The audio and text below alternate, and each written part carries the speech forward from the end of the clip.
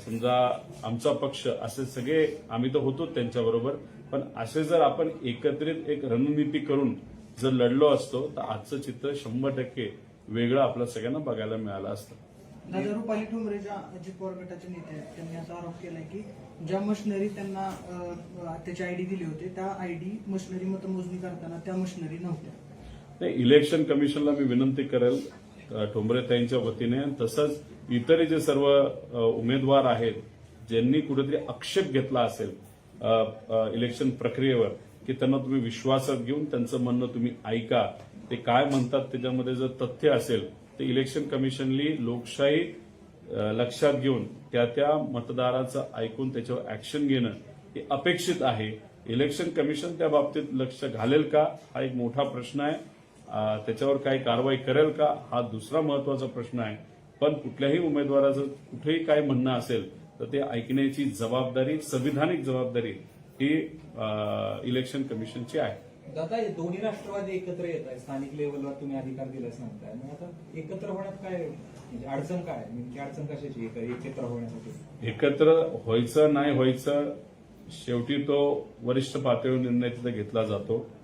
आज महत्वाचं काय की हे जिल्हा परिषदचं इलेक्शन, पंचायत समितीचं इलेक्शन, आता याच्यामध्ये आपण जर बघितलं तर शाळेच्या परीक्षा लक्षात घेऊन इलेक्शन कमिशननी या तारखा तिथं जाहीर केलेल्या आहेत. तसं बघितलं तर उमेदवाराच्या अनुषंगाने या तारखा फार लवकर जाहीर केल्या गेल्या, अचानक जाहीर केल्या गेल्या. त्याला जो वेळ लागतो प्रचार करायला, लोकांपर्यंत जायला, याला कुठंच त्या ठिकाणी वेळ नाही.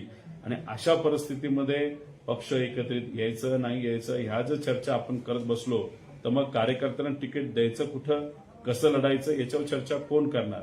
त्यामुळे आता महत्वाचं काय, या इलेक्शनबद्दल चर्चा करणं, योग्य असा निर्णय देणं आणि उमेदवारी त्या ठिकाणी जाहीर करणं. त्यामुळे आमचा पूर्णपणे फोकस या कार्यकर्त्यांच्या जिल्हा परिषद, पंचायत समितीच्या या 12 जिल्हा परिषदमध्ये त्या ठिकाणी आमचं लक्ष आहे. रोहित पवारांना काय वाटतं, एकत्र यावं का, विलिनीकरण व्हावं का? मी आज फक्त या इलेक्शन पुरतं सांगतो, बहुतांश कार्यकर्त्यांचं, पदाधिकाऱ्यांचं आणि उमेदवारांचं मत आहे की मतामध्ये विभाजन झाल्यामुळे विरोधकांना त्याचा त्या ठिकाणी फायदा होतो. त्यामुळे हे आमचं इलेक्शन आहे, कार्यकर्त्यांचं इलेक्शन आहे, आमचं थोडंसं ऐका. या इलेक्शनमध्ये आज एकत्रित लढणं हे अतिशय महत्वाचं आहे. आणि रोहित पवार हा एक कार्यकर्ता असल्यामुळे कार्यकर्त्याच्या भावना त्या मी समजून घेऊ शकतो. त्यामुळे त्या भावना बघता या येणाऱ्या निवडणुका एकत्रित लढणंच हे योग्य ठरू शकतं असं मलाही त्या ठिकाणी वाटतं. दादा, माझा एक प्रश्न आहे, एक वेगळा प्रश्न आहे माझा. आपण सृजनशील क्रिकेट स्पर्धा आयोजित केल्या होत्या, आज तुम्ही कार्यकर्ता म्हणून बोलताय, तर कार्यकर्ता ते 2 वेळेस आमदार, याच्याबद्दल आपल्याला काय? नाही, एखादा व्यक्ती स्वतःला नेता समजायला लागला तर तो हवेत जातो. मी नेहमी तुम्ही जर बघितलं असेल बोलत असताना मी कार्यकर्ताच मला त्या ठिकाणी समजतो. कार्यकर्ता असेल तर कुठेही आपण जाऊ शकतो, कोणाबरोबर बसू शकतो, विषय समजून घेऊ शकतो. आणि जसं कुणीतरी एका फार विचारवंत व्यक्तीने सांगितलेलं, आयुष्यभर आपल्याला विद्यार्थी हे राहावंच लागतं. त्यामुळे त्या अनुषंगाने सुद्धा जे काय मोठे नेते सांगतात, कार्यकर्ते सांगतात हे ऐकत मी स्वतःला त्या ठिकाणी घडवत चाललेलो आहे. काही गोष्टींना वेळ लागतात, काही गोष्टी लगेच होत असतात, काही लोकांना फार कमी वयामध्ये काही गोष्टी मिळतात, काही लोकांना फार वेळ लागतो, काही लोकांना संघर्ष करावा लागत नाही, काही लोकांना संघर्ष करावा लागतो. माझ्या बाबतीत बोलायचं झालं तर मला वेळही लागत आहे, मला संघर्षही करावा लागत आहे. पण या सगळ्या अनुभवातून एक फायदा आहे की उद्या जाऊन जी काही लिडरशिप ही आपल्यामध्ये डेव्हलप व्हावी लागते, ती प्रगल्भता या सगळ्या अनुभवातून तिथं मला मिळते. त्यामुळे मी या सर्व संघर्ष काळातून पुढे जात असताना नक्कीच मला या सगळ्या गोष्टीचा उद्या जाऊन फायदा होतो. आज महाराष्ट्रामध्ये जिल्हा परिषद शाळा काही बंद पडल्यात बी, आणि ते पुढं चालू होत त्याच्यासाठी काय?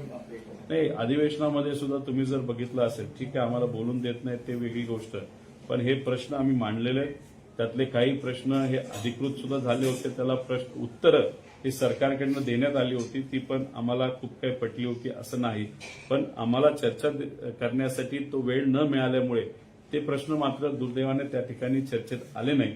आमची अपेक्षा आहे की येणारं बजेट सेशन हे तसं मोठं सेशन आहे, त्याच्यामध्ये परत एकदा ज्या प्रश्नांना उत्तरच आम्हाला मिळाली नाही ते प्रश्न आम्ही परत तिथं लावलेले आहेत. त्याला आम्हाला मांडण्यासाठी वेळ दिला जाईल.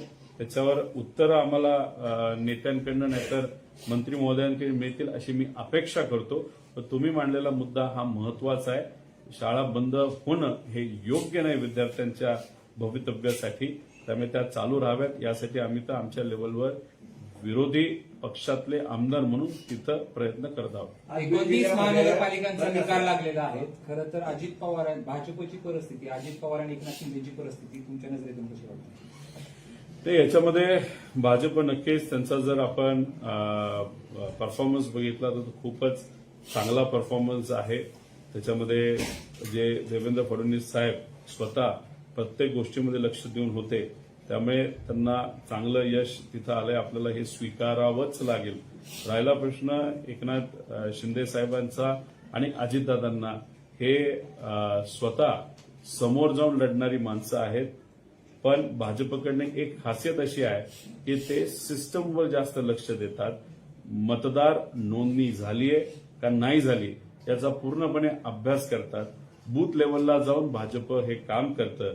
पण तसं काम हे मात्र दुसऱ्या कुठल्याच पक्षाकडनं तेवढं खोलात जाऊन केलं जात नाही असं वाटतं. त्याच्याचबरोबर भाजपला मदत करण्यासाठी त्यांची एक स्वतःची संघटना आहे आणि ती संघटना डिसिप्लिन असल्यामुळे त्या संघटनेचा फायदा हा नक्कीच भाजपला तिथं होत असतो.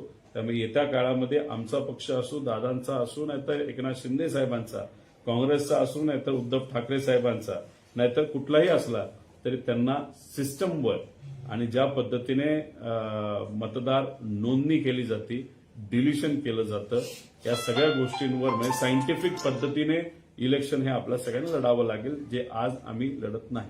दादा, पवार कुटुंबाचा गोडवा भाजपसोबत वाढलाय असं दिसतंय. पवार कुटुंबाचा गोडवा भाजपसोबत वाढलाय अलीकडच्या काळात असं वाटतं. असं आपल्याला का वाटतं? कारण टीका करणं कमी झालंय रोहित पवारांकडून, सुप्रिया आधीच्या काळात ज्या पद्धतीनं पिंपरी चिंचवडमध्ये तुम्ही जर आला असता, माझी भाषणं जर ऐकली असती तर कदाचित हा गोडवा नाही तुम्ही म्हणला असता खरंच कुठेतरी मिरची लागली आहे का अशी परिस्थिती तिथं होती. त्यामुळे इलेक्शनच्या काळामध्ये आपण ज्या काही धोरणं असतात, जे एखाद्या पक्षाची चुकतात, त्याच्यावर आम्ही तिथं बोलत असतो. आणि तिथं पिंपरी चिंचवड म्हणजे 3 दिवसापूर्वीच इलेक्शन तिथं झालेलं आहे. तिथं तुम्ही गेलात तर तिथं काय भाषणं माझी होती हे तुम्हाला तिथं लोकांशी चर्चा केल्यानंतर कळेल. सुप्रिया सुळे केंद्रात मंत्री होतील अशी चर्चा आहे. आता ही चर्चा अनेक वर्षांपासून आहे. आज पण हा अलीकडच्या काळात जास्त प्रमाणात नाही, मग ती चर्चाच आहे ना. गेल्या 2.5-3 वर्षामध्ये ही